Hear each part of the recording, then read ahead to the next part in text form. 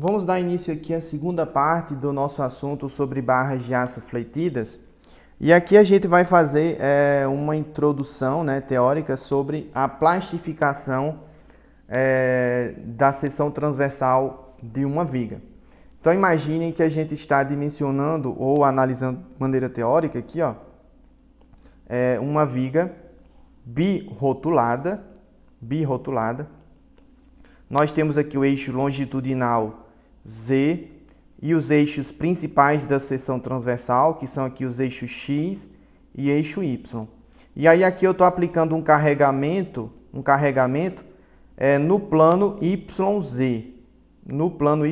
Ou seja, eu estou fazendo com que a minha viga sofra flexão em torno do eixo X, certo? Em torno do eixo X. E aí aqui o nosso eixo X é um eixo principal central de inércia, ou seja, é um eixo que passa no centroide da minha seção transversal, centroide da minha seção transversal, e é um eixo principal, ou seja, é um eixo de maior ou menor inércia, tá bom? Então, eu vou aplicar esse carregamento de forma gradual, de maneira gradual. E aí, à medida que eu vou aumentando esse carregamento, aqui no centroide da minha seção eu vou ter aqui o posicionamento da minha linha neutra, Lembrem lá da fórmula da flexão simples, em que as tensões normais na minha seção transversal, provocadas pelo momento fletor M, são iguais ao momento fletor vezes a distância da minha fibra até a linha neutra, a fibra que eu estou analisando, dividido pela inércia da minha seção em torno do eixo em torno do qual a minha seção está fletindo, que no caso seria o eixo X. Então eu tenho o momento fletor M, momento fletor M, tenho aqui a distância da fibra até a minha linha neutra. Então, se eu estou querendo calcular a tensão normal nesse ponto, eu preciso saber a distância desse ponto, dessa fibra, até o eixo X, até o eixo X. Isso aqui seria o meu Y, o meu Y.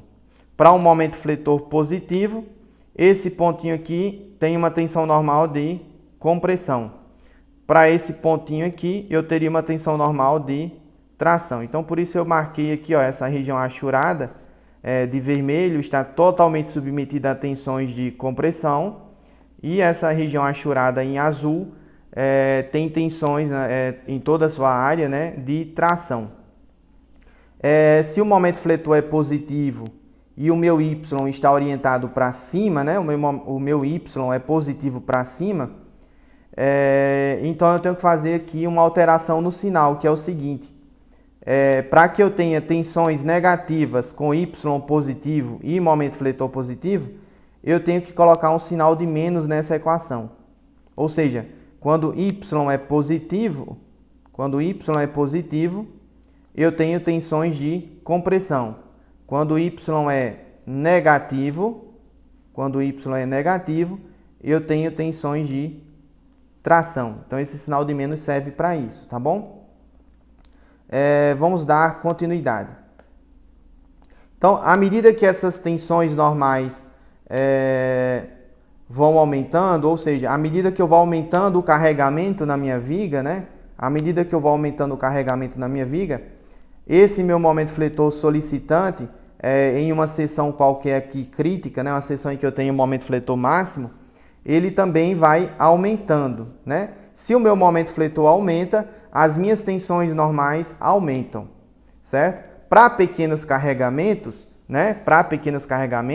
essas tensões serão relativamente pequenas e aí, portanto, não vão atingir a tensão de escoamento do meu material, que seria aqui o meu FY, Mas se eu aumentar esse carregamento demasiadamente, me aproximar ali do estado limite último dessa minha seção com relação à plastificação dela, eu vou fazer com que algumas fibras dessa minha seção atinjam o patamar de escoamento. Ou seja, eu vou fazer com que parte da minha seção sofra plastificação e outra parte não. Se eu continuar aumentando mais ainda esse carregamento, eu vou fazer com que toda a minha região comprimida atinja o patamar de escoamento e com que toda a minha área tracionada atinja também o patamar de escoamento. E aí, dessa maneira, eu teria ali a minha plastificação total da seção transversal. Quando isso acontecer, né, quando eu atingir a plastificação total da minha seção transversal, isso vai significar que eu atingi a capacidade limite da minha seção com relação ao momento fletor. Então, a partir desse carregamento, eu não consigo mais acrescentar, eu não consigo aumentar o momento fletor naquela seção, porque ela atingiu a capacidade limite dela. Então, aquela seção transversal sofreu ali uma plastificação e aí ela se transforma no que a gente chama de rótula plástica. Ou seja, a partir daquele carregamento, eu não consigo mais fazer incrementos de esforços, né? Eu não consigo mais aumentar o carregamento porque eu cheguei no limite da minha seção transversal. O que eu vou apresentar para vocês agora é esse procedimento que eu expliquei todo para vocês, né? Desde o início do carregamento até a plastificação total da seção. Vamos começar pela fase elástica. Então, na fase elástica, eu tenho ali pequenos carregamentos e aí, portanto, as tensões normais da minha seção transversal, ainda não alcançaram as tensões de escoamento. São tensões relativamente pequenas. Então, lá da hipótese de Bernoulli, a gente imagina que para elementos lineares, né, a seção transversal ela permanece plana após a deformação. Então, as deformações na minha seção transversal terão um padrão mais ou menos dessa maneira aqui, ó. Eu terei deformações de encurtamento acima da minha linha neutra. Eu terei aqui deformações de encurtamento, né? Encurtamento. E abaixo da minha linha neutra eu terei deformações de alongamento. Alongamento. Então eu tenho aqui uma deformação longitudinal, né? Na minha fibra superior aqui, ó, uma deformação longitudinal que é menor do que a deformação que provoca escoamento no meu aço, certo? Obviamente que essas deformações são de encurtamento, são deformações negativas. E aqui embaixo, eu vou ter aqui deformações menores do que a deformação de escoamento do meu material e por serem de alongamento serão positivas, né? Positivas. Lá pela lei de Hooke, vocês devem lembrar que no regime elástico linear as tensões são iguais ao módulo de elasticidade longitudinal vezes a deformação, né? Vezes a deformação. Então, como é válida aqui a hipótese de Bernoulli, né, de que a seção permanece plana, se a função, né, o diagrama que representa aqui as minhas deformações, ela é uma função linear ou um diagrama linear, como vocês preferirem chamar, então as minhas tensões também serão lineares. Então, para deformações negativas, eu vou ter tensões de compressão. Lembrando que na linha neutra, né, eu tenho aqui deformações nulas, portanto, eu também tenho tensões nulas na minha linha neutra. Então, essas tensões aqui, ó, essas tensões de compressão lá no bordo superior serão menores do que a tensão de escoamento do meu material. Para ficar claro que são tensões de compressão, eu vou desenhar aqui o sentido dos vetores, né? O sentido dos vetores. Então, eu vou ter aqui tensões de compressão no bordo superior da minha seção transversal e tensões de tração no bordo inferior. Tensões de tração no bordo inferior. Então, ó, essas tensões aqui de tração, né, o valor máximo que a gente tem aqui junto ao bordo inferior também serão menores do que as tensões de escoamento do meu material. Então, nessa fase elástica, as tensões no meu material são menores do que a tensão de escoamento, né? Menores do que a tensão de escoamento. Então, significa que eu ainda estou dentro dessa fase que está marcada aqui, ó. Ou seja, o meu material ainda não atingiu o patamar de escoamento, pelo menos não a priori.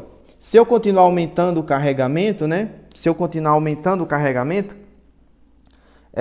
vai acontecer o seguinte: as fibras extremas da minha seção transversal, elas vão ter ali, as fibras extremas da minha seção transversal, elas vão ter ali um início da plastificação, embora as demais partes da seção transversal ainda não tenham alcançado a plastificação, né? Então vamos lá. O diagrama de deformações ao longo da altura vai continuar sendo daquela forma que eu apresentei, só que agora nós vamos ter maiores deformações, né? Maiores deformações, tendo em vista que eu aumentei o carregamento. Então eu tenho maiores deformações. Nessa fibra extrema aqui, ó, nessa fibra extrema, eu tenho um encurtamento que é maior do que o encurtamento que provoca escoamento do meu material. Da mesma forma, aqui embaixo, eu vou ter uma deformação que é maior do que a deformação que provoca escoamento do meu material. Mas, nas demais regiões da seção transversal, nas demais regiões da minha seção transversal, eu vou ter deformações que são menores, né? Eu vou ter aqui deformações que são menores do que a deformação de escoamento. Ou seja, essa parte da minha seção transversal ainda não iniciou o processo de plastificação, enquanto que essa parte da seção transversal já iniciou o processo de plastificação. Tá? Então vejam só, no diagrama tensão-deformação do aço, eu estou dizendo que parte da seção transversal tem deformações maiores do que a de escoamento, certo? E que parte da seção transversal ainda não atingiu as deformações de escoamento. Bom, lembrando lá do nosso diagrama tensão-deformação, né? Ou seja, para deformações maiores do que a de escoamento, eu atinjo o patamar, né? Ou seja, a minha tensão é igual a Fy. Então, eu vou ter um diagrama de tensões ao longo da altura desse tipo aqui, ó. Eu vou ter uma tensão igual à tensão de escoamento do meu aço, até chegar nesse nível aqui, ó, até chegar nessa fibra. E depois eu vou ter as tensões crescentes ao longo da altura, até chegar na linha neutra. Ou seja, eu tenho algo desse tipo aqui, ó.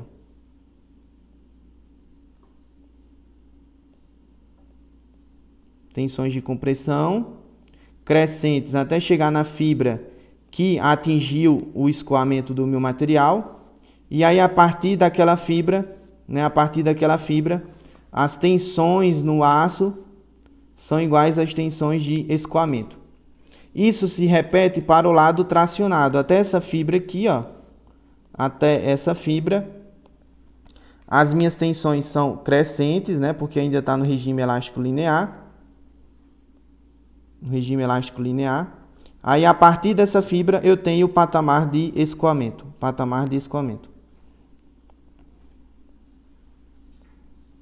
Tensões de tração, né? Ó. Então, eu vou dizer que nessa região aqui com patamar de escoamento, a minha tensão é igual à tensão de escoamento. Já nessa região aqui e nessa região aqui, ó, as minhas tensões são menores do que a tensão de escoamento. Ou seja, eu tenho, no final das contas, né, eu tenho uma plastificação parcial da minha seção transversal. Uma plastificação parcial da seção transversal, que era o que estava apresentado no início. Certo? Lá da flexão simples, a gente pode determinar, lá daquela fórmula da flexão simples, a gente viu que as tensões normais são iguais ao momento fletor vezes a distância da fibra até a linha neutra dividido pela inércia em relação ao eixo X. Eu vou forçar aqui o sinal negativo só para lembrar vocês. Então, o módulo das tensões normais é igual ao momento fletor vezes o braço de alavanca Y, né, em módulo, dividido pela inércia. Bom, se eu estou interessado em calcular o momento fletor que inicia o processo de plastificação da minha seção, basta eu igualar o módulo das minhas tensões normais nas fibras extremas à minha tensão de escoamento, né? A minha tensão de escoamento, tá bom? Como é que a gente vai fazer isso? Vamos lá. Então, o módulo das minhas tensões normais é igual ao meu momento fletor vezes o braço de alavanca em módulo dividido pela inércia da minha seção transversal em relação ao eixo X. Se eu estou me interessando no momento fletor que inicia o processo de plastificação da minha seção transversal, né? Basta eu fazer o seguinte, eu vou ter aqui, ó, o módulo das minhas tensões normais nas fibras mais extremas tem que ser igual à minha tensão de escoamento. E jogando isso nessa primeira expressão, né?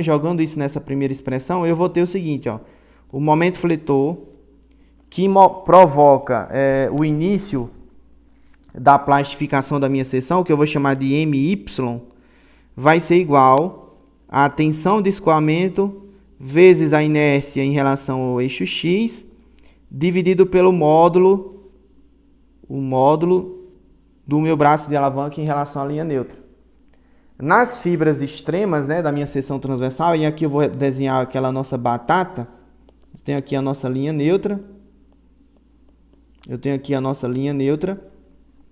Então, nas fibras mais extremas, né, mais distantes em relação à minha linha neutra, imaginando aqui um momento fletor positivo, eu vou ter aqui um Y referente à fibra mais comprimida e um Y referente à fibra mais tracionada, né, a fibra mais tracionada. Quando eu pego como referência aqui para o cálculo do meu momento fletor as fibras mais extremas, né? Seja a fibra que tenha maior tensão de compressão ou a fibra que tenha maior tensão de tração, quando eu pego a minha inércia em relação ao eixo X e divido pelo braço de alavanca da fibra mais extrema comprimida ou a fibra mais extrema tracionada, eu crio uma nova variável, que é o meu WX, tá? Para uma seção qualquer genérica, ele vai ter um valor referente ao bordo comprimido, que seria a inércia em relação ao eixo X dividido pelo YC, e em relação ao bordo tracionado,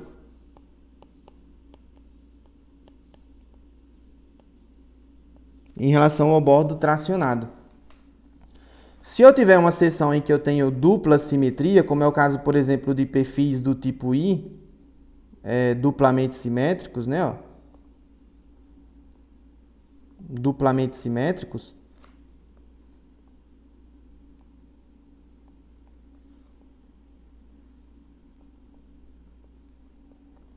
O que é que acontece?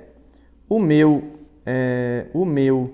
YC é igual ao YT, que seria igual à altura do perfil dividido por 2, né? A altura do perfil dividido por 2. Então, portanto, o meu WXC seria igual ao WXT, que seria igual ao WX, né?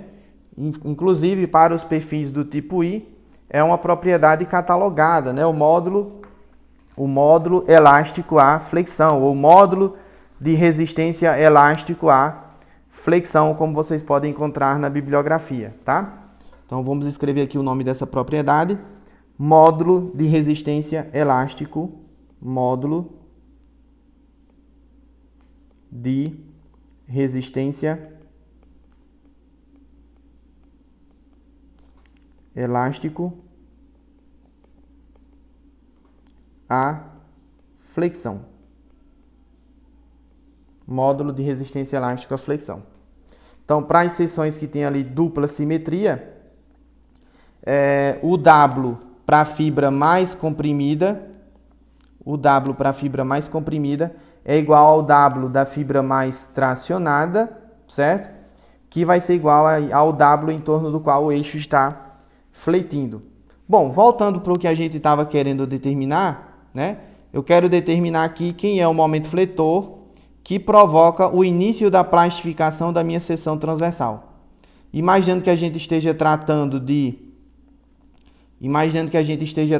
de um perfil com dupla simetria, como é o caso de um perfil I, por exemplo, esse meu IX sobre o Y, né, da fibra mais tracionada ou a fibra mais comprimida, seria justamente o meu WX, né? Isso aqui seria o meu WX. Então, o meu momento fletor que inicia o processo de escoamento da minha seção vai ser a tensão de escoamento vezes o WX, né? Tome cuidado que esse subscrito aqui, ó, Y, não tem nada a ver com a direção do eixo Y, né? Esse Y vem lá da palavra em inglês, né? Significa escoamento, né? Ou a plastificação do aço. Ou seja, esse MY representa o momento fletor da minha seção, a partir do qual eu inicio o processo de plastificação nas fibras mais extremas da minha seção transversal, tá bom? Se eu continuar aumentando esse momento fletor, ou seja, se eu continuar aumentando o carregamento, novamente eu vou ter aqui um acréscimo nas deformações, né? Um acréscimo significativo nas deformações ao longo da altura, de tal maneira que toda a seção transversal, toda a minha seção transversal, vai ter deformações que serão maiores do que as deformações de escoamento. Embora isso não seja bem verdade para essa região próxima aqui à linha neutra, né? Na região próxima à linha neutra, essas deformações serão menores, né? Menores do que a deformação que provoca escoamento da minha seção. A gente admite que, lá pela lei de Hooke, se a deformação é maior do que a deformação que provoca escoamento, pelo diagrama elastoplástico aí do meu aço, se a deformação é maior do que a deformação de escoamento, então a tensão no meu aço é igual à tensão de escoamento. Então significa que praticamente tudo que está acima da minha linha neutra vai ter tensões de escoamento, aliás, tensões de compressão iguais às tensões de escoamento. A minha tensão vai ser igual à tensão de escoamento. Enquanto que no bordo inferior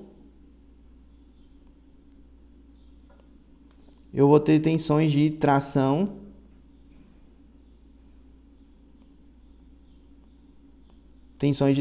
que são iguais à minha tensão de escoamento. E aí, dessa maneira, fica evidente a plastificação, de certa forma, praticamente total da minha seção transversal. Embora essa região aqui próxima à minha linha neutra não necessariamente atinja as tensões de escoamento, justamente por estarem com deformações próximas de zero, né?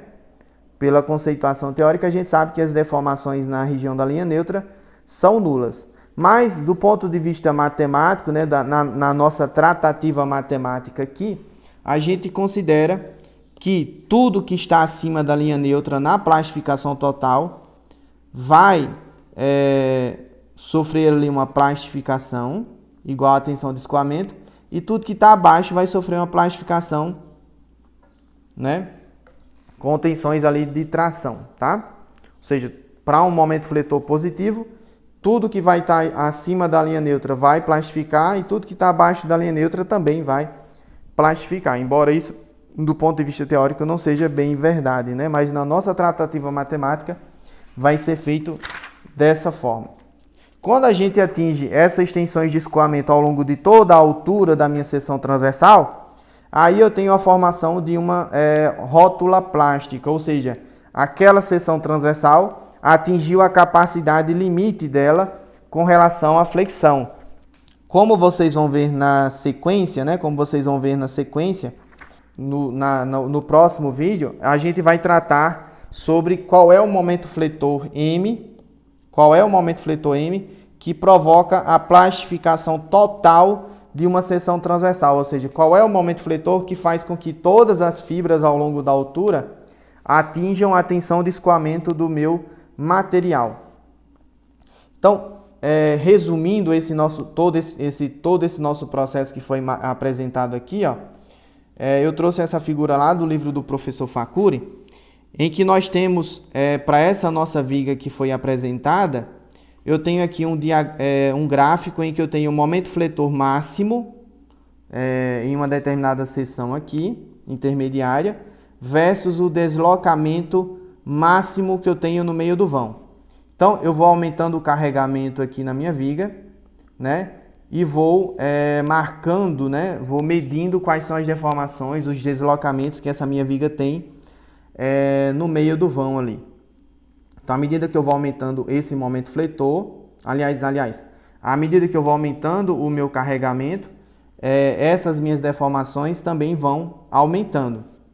Dentro do regime linear elástico, né? Dentro daquela primeira fase que eu apresentei para vocês, em que o meu material obedece à lei de Hooke, as relações entre o momento fletor solicitante e os deslocamentos que a minha viga sofre são lineares, ou seja, enquanto o meu material não atinge as tensões de escoamento, né? Dado por esse pontinho aqui, enquanto o meu material não atinge as tensões de escoamento, é válida a lei de Hooke, ou seja, as tensões do meu material são proporcionais às deformações. E aí, portanto, se eu dobro o carregamento, as deformações também dobram. Mas aí, a partir desse momento fletor MY, que a gente deduziu, né, como sendo o módulo elástico flexão ou módulo de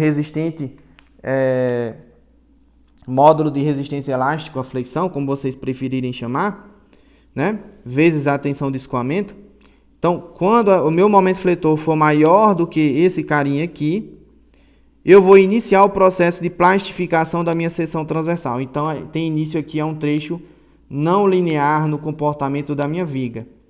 Quando esse momento fletor for igual ao momento fletor que provoca plastificação total na minha seção transversal, aí eu vou atingir aqui a rótula plástica, ou seja, eu não consigo mais acrescentar momentos, né, nessa seção transversal. Não consigo mais acrescentar.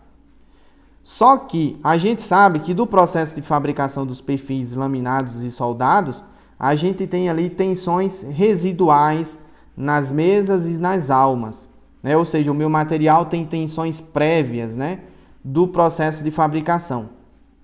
Portanto, é de se esperar que algumas partes do meu perfil, né, precisamente aqui, as partes que possuem maiores tensões de compressão, né, ou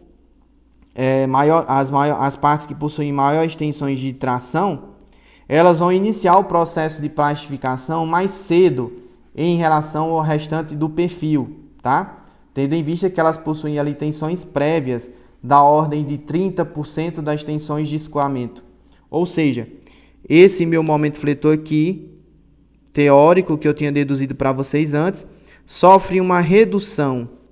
Então, eu pego aqui o meu módulo elástico à flexão e multiplico pela minha tensão de escoamento menos as tensões residuais, né?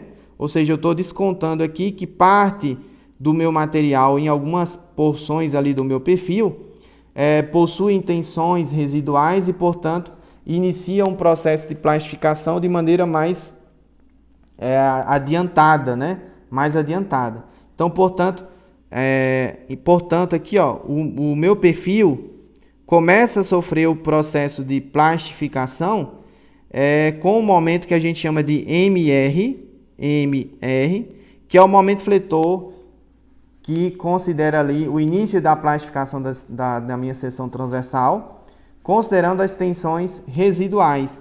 Então, considerando essas tensões residuais, a minha curva vai ficar dessa forma aqui, ó.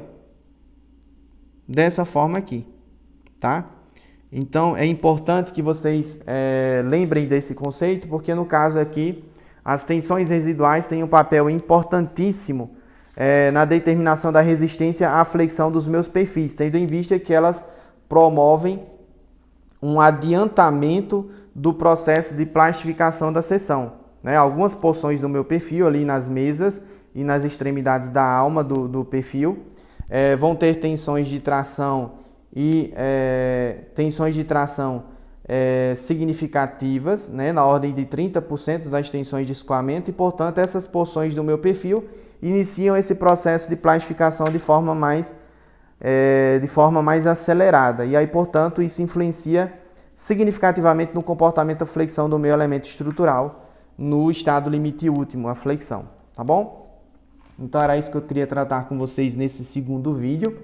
Peço que vocês leiam o capítulo 8.2 lá do livro do professor Facuri, em que ele trata da plastificação total da seção transversal. Então ele faz todo o apanhado teórico sobre o assunto.